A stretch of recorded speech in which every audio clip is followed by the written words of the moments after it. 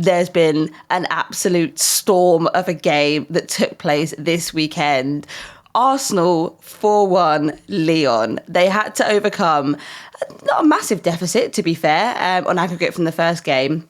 They are now through to the Champions League final after beating them at the weekend. What a comeback. Rach, you were there. How does this rank in terms of the games you've ever covered over the duration of your decades and decades and decades of time in women's football? Do you know, we were talking about this when we came back from Canada, the game that we saw there, and we were talking about where it ranks. And when I think about big games, I'm like, would that be a chapter for the book?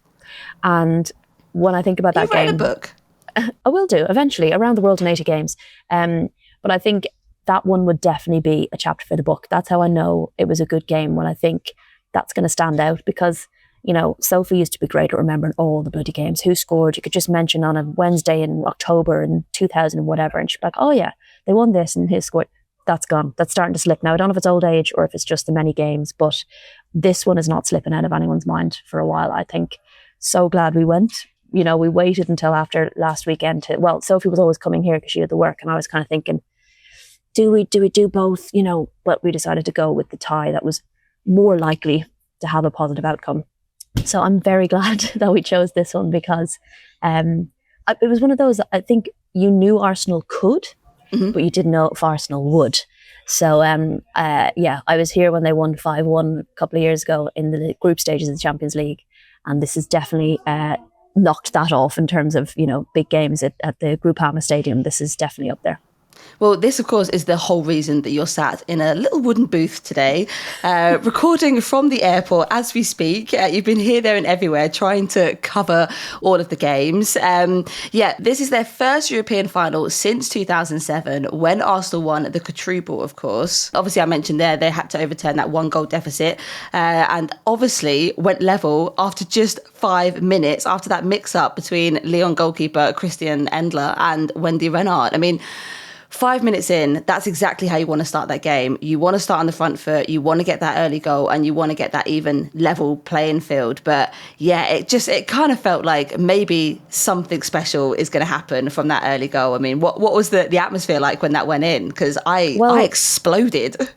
Well, the problem was, right, so Lyon had put the Arsenal fans up in the fucking nosebleeds, right? If you squinted, you could just about see them. That's cruel. You could just about hear them as well, but they were the opposite end to where Arsenal's goal was. So I really felt for them, because they had 20,000 in the stadium. There was a whole end where there was no fans, where they arguably could have put the Arsenal fans. And they did the last time they played in that 5-1 game. They were down lower. So it was a shame that they weren't a bit closer to the action. But you could definitely hear them when that goal went in. There was a bit of like, because I was down that end and we were kind of all sitting there going, who scored? I don't even know who to focus the camera on, because I don't know who put the ball in. And they were all a bit like, I don't know what happened, but let's all come together in a group and celebrate. I think it was exactly what was needed. I was a bit like, you know, I knew they need an early goal, but we said the same thing about the Real Madrid game, right? And they waited until the second half. So I kind of thought, you know, if they get an early goal here, anything could happen. And for me, actually, the first 3 goals, the killer timing, they were fatal timings, right? Like when you think about early goal, sucks the air out of you a little bit. A goal just before halftime in injury seconds, time. Yeah. Suddenly your halftime talk is a different beast. And 100%. then scoring a minute after halftime, wind has just completely gone out of your sails. So in terms of like, I asked Renee about this after the game and I was like, look, this isn't something where you can go, we're going to score an early goal. We're then going to score, you can't plan when the goals come. But I think that just each time, well, no, she said, look, we need to be clinical. We need to take every opportunity that we get. We didn't do that last time. And they obviously did that this time. But I just think that timing just added to the almost fatality of Arsenal's performance. It was so it was dominant. I think Lyon got their tactics wrong. We'll come into that. But I just think the timing of those goals were just like, in a boxing match, they were just those killer blows where you just kind of knock them down. And it was a masterclass in that respect. I mean, talking of masterclasses, we've got a really lovely question in from listener Camille, who messaged us on Insta saying, seems tactics were the key difference in pace and individual quality. I mean, what did you see? I mean, Rach, having seen the game live, being there, what do you think was the difference in turning the game on its head and creating not only great opportunities, but it felt like it was an Arsenal reinvigorated, an Arsenal with an absolute mission on their hands, and they delivered. I mean, what were Renée's thoughts on the tactics for the game? Well, I think Camille's right. I think it was an example of a manager getting tactics right and a manager getting tactics wrong. I think what we've seen from Arsenal, from Renée, as a young new manager, and it kind of reminded me of Chelsea's run to the final back in 2021. And every second leg they improved. Like every second leg they learned so much. And I feel like Arsenal are doing that. Renée is doing that. And I think they saw it in the second half, to be fair, of the first game. They recognised where the issues were. They recognised where the spaces were. And I think she realised that they had to fix those areas, find those areas that they could exploit those spaces. They stretched Lyon. It kind of allowed central players like your Kim Littles and your Marianas to have a bit more space to influence, which I think was a big part of that. Loads of space down the right. Chloe Kelly played really, really well. Her and Fox linked up really well. I thought Caitlin Ford, who I thought struggled in the first leg, was really good in the second leg. Everyone was just on it. They were winning duels. They were better in the 1v1s. They were clinical in front of goal. And it was almost like they needed that first leg to have the second leg. And that's kind of what concerns me about the old final there, because that's only a one-leg game. Do you feel like, I mean, I don't want to talk about the final just yet because I'm definitely going to take your call on it at the end of this, but do you feel like this was an Arsenal coming towards the end of the season, really gunning for that silverware, wanting to do something special for Renée? I mean, she's already achieved so much in the space of, 6 or 7 months with the club. You saw her on the sidelines. How was she throughout the game? Was there like stressful moments? Did she sort of keep a cool, calm head? Was she kind of getting up and kind of being, because it didn't really cut to her too much. I just wondered what her kind of take was as the game was unfolding. So the way the dugouts are in that stadium, they're up some steps. So they're quite high up, right? So it reminded me of, I don't know if you remember that clip from, was it the England, maybe Spain game or whatever it was, where Serena came marching onto the pitch. And yes. this meme went round where it was like, when you hear the first few bars of Mr. Brightside in the club and you're like, yeah, I remember that. There was a few of those moments, right? And there was actually a moment quite relatively early on in the first half where both managers like marched down the steps and up to the sidelines, almost like synchronized. So there were a few of those moments where, because it was real dramatic, she'd have to come down the steps and out to the sideline.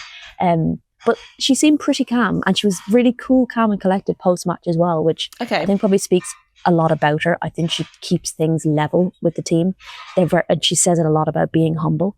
And that comes across a lot in her pre and post-match press conferences. She's not piling on the pressure. She's not bigging up these situations. So she did go a little bit wild on the sideline post-match. I managed to capture some of those shots if you'd like to go to Instagram and see them, which was a lovely moment, the players coming down and kind of, she was the one they all went to, which I just think says a lot about this team, because I think we forget about Arsenal's start. So when they're doing well, people are like, well, yeah, they should be. What do you mean? And actually we forget about what a poor start they had at the beginning of the season, and we all kind of thought, were they even going to be able to get back into top 3?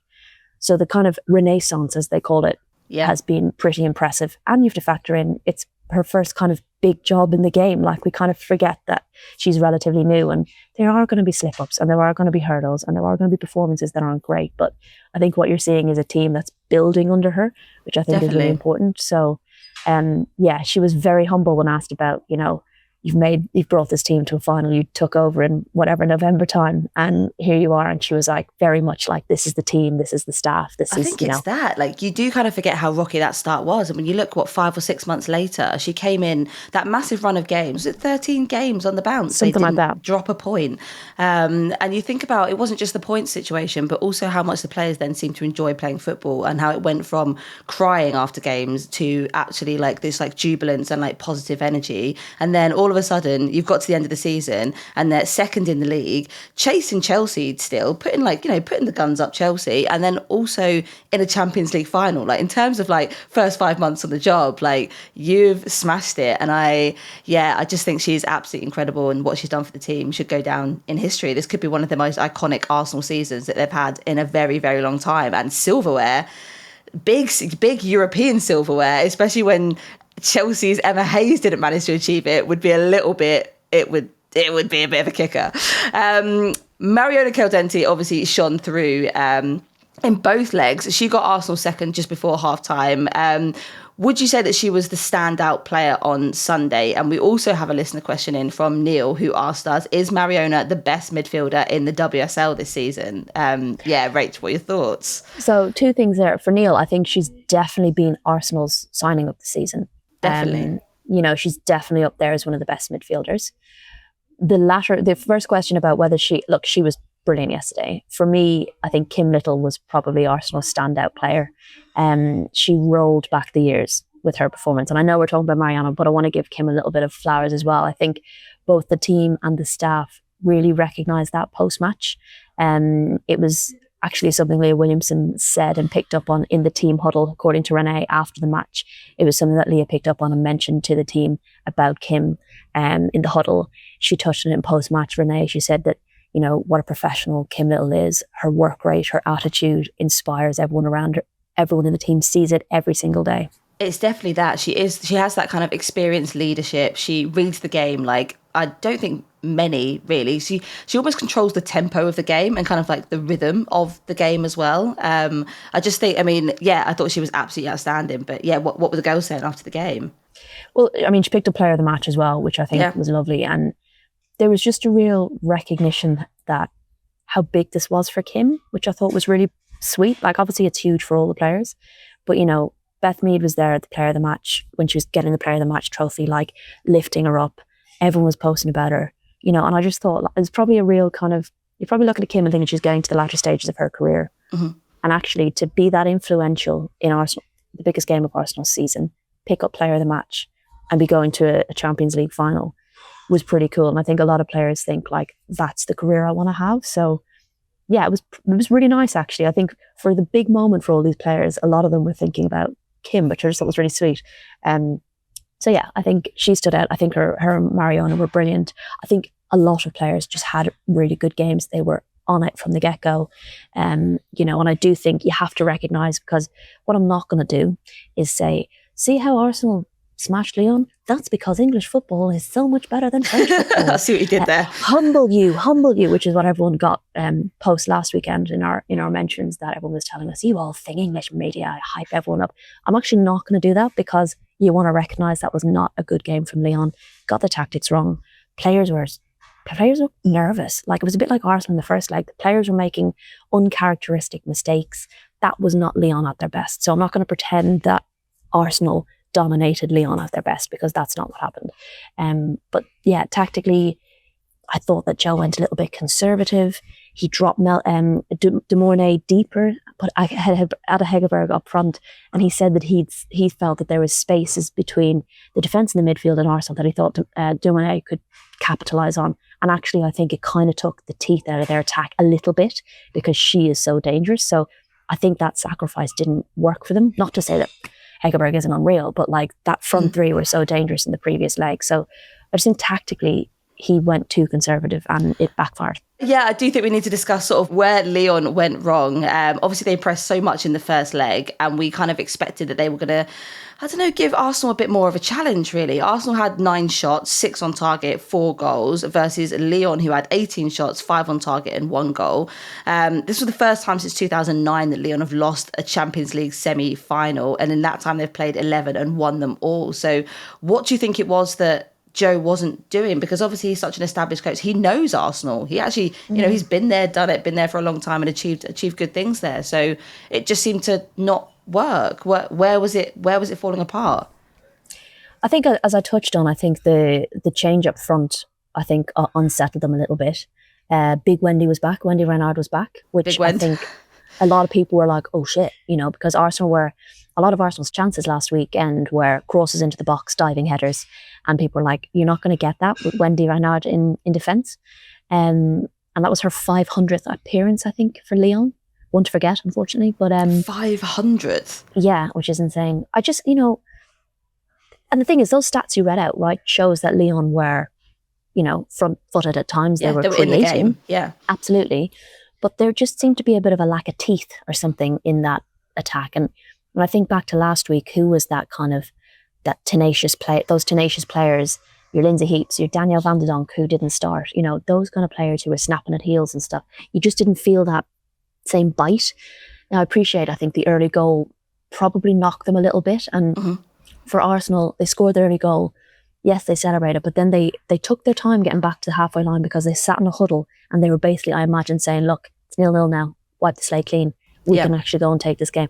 And they took maybe 30, 40 seconds in that huddle to kind of calm everybody down, and which I thought was really interesting. But yeah, I just thought at times Lyon looked a little bit at sea, you know, and as I touched on, uncharacteristic mistakes that we're just not used to seeing from these really mature, like experienced players. I think back to the Vanessa Gilles slip for that fourth goal. Like, just that's not something they'd normally do. Do you know what I mean? And it felt like every goal just kind of knocked them a little bit further back, and mentality-wise, they seemed to struggle.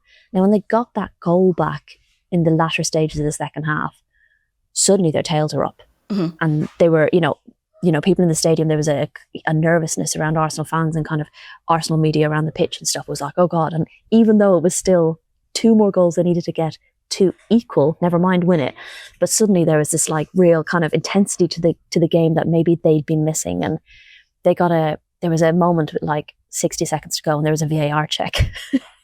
We were a bit like, seriously? So even if they'd gotten that, you know, it still would have needed another goal to equal it. Then they got a corner and they were like, come on. And I'm like, mate, you're not going to score 3 goals in the next like 90 seconds. 100%.